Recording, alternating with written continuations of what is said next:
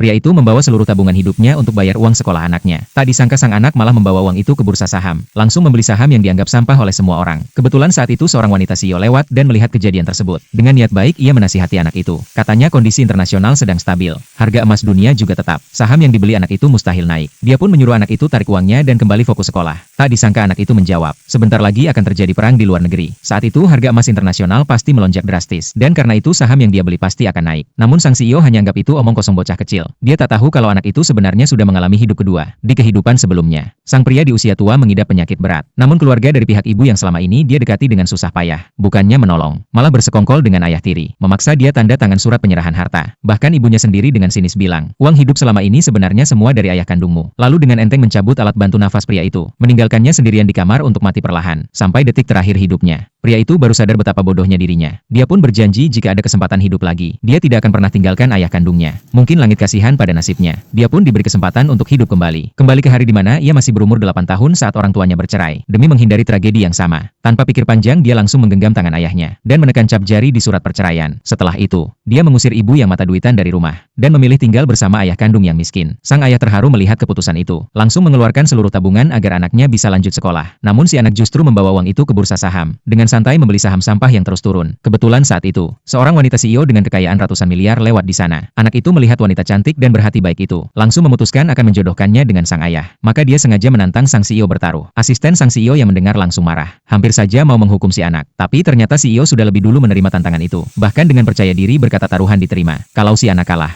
dia harus berhenti main saham selamanya. Tak lama kemudian, sang ayah akhirnya berhasil menemukan anaknya, dan langsung menyuruhnya cepat bayar uang sekolah. Tak disangka si anak malah pamer kartu saham di tangan. Katanya sebentar lagi hidup mereka akan berubah. Cukup tunggu 10 menit. Mereka akan jadi kaya raya, beli mobil beli rumah. Namun di saat itu juga, sang ibu muncul sambil menggandeng tangan seorang anak orang kaya.